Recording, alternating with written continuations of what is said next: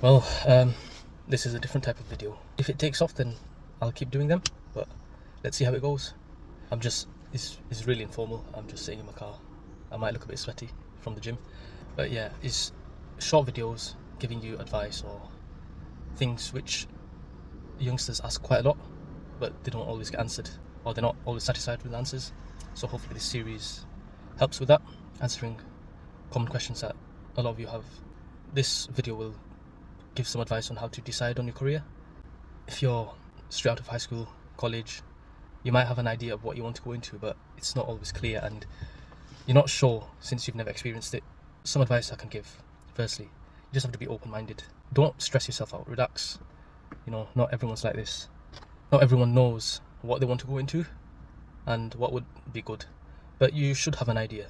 For example, if you want to go into medicine, then that's something that you should aim towards.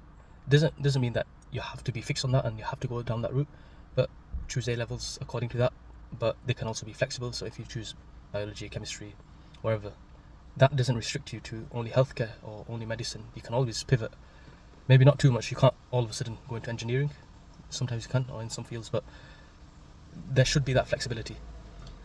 And yes, families and colleges and teachers, they do put that expectation on young adults to be able to be very decisive in the career path that they want. This shouldn't be the case. Yes, so have that idea, but be open-minded as well. Be open to changing last minute if you want, based on what you've experienced. So that's another point. You should go and try to get that experience.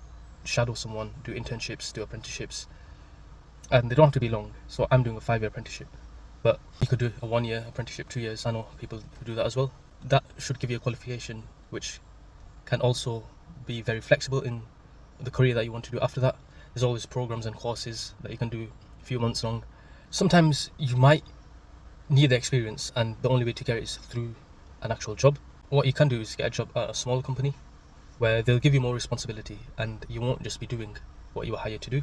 You'd be given multiple roles. You'd be very flexible in the work that you do, and you might not like it, and it might be difficult, and there might be a lot on your shoulders, but that will give you the experience that will allow you to know what you like, what you don't like, what you're good at, what you might not be very good at. And it helps shape your mind into thinking and into knowing what you want your future to look like. Once you figure that out, once you've had a couple of years experience in different fields, then you can go down a certain route that you want. It shouldn't be the case that after you reach a certain age, you should have a career in mind, you should have a career path in mind. You've got time. You're young, you're 18, 19 years old, you might be 25 years old. It shouldn't be the case that you're dead set on something. Always be flexible, always look for new opportunities. Even if you're in a job, even if you're in an apprenticeship, keep looking for opportunities, keep looking for ways to improve. If you think something looks interesting, go for it, because that might be the path that you want to go into. That might be what your future looks like, and you might love it. Always be open to being flexible and looking for opportunities. Another piece of advice I could give is don't be afraid to quit. Now, I don't mean as soon as you start something, quit. I mean, if you start something, spend some time doing it, and don't just half-ass it. Give it your all. Put effort into it. Genuinely see if it can be a viable option as a career. If you like it, if you enjoy it, if you're good at it. And then if you think that you're just wasting your time and you don't see a career in this, then quit. Some people go to uni and they do a 3-year degree, 4-year degree. They might do masters as well, but they don't enjoy what they're doing. They might choose a field which other people told them was good and they went for that, and within the first year they know that they don't enjoy it. They know that they're not good at it, but maybe because of family pressure or other pressures, they continue and they're wasting their time. 2-3 years go by, you're in debt, and you don't even want to go down that career path. So at that point, quit within the first year and do something else. Go down a different route, maybe do a different degree or do an apprenticeship or do something which you like, and you won't know that until you experience it. So for those who are younger, 15, 16 years old, high school, college, go for work experience in different fields. If you listen to some of my other videos, I mentioned that I did work experience and opticians, just local opticians. I knew from then that that's not what I wanted to go into.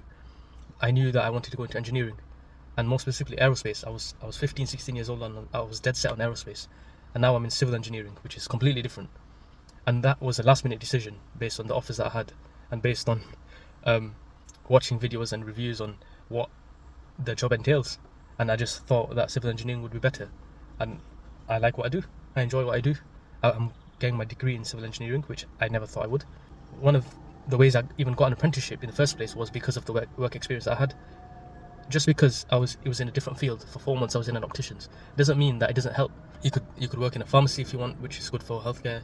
If you know someone who's got a certain career path that you want to go into, physiotherapy for example, go to a physiotherapist and ask them if you can shadow them, if you can do work experience with them, and most of them will say yes, because it doesn't affect them in any way. They're not paying you.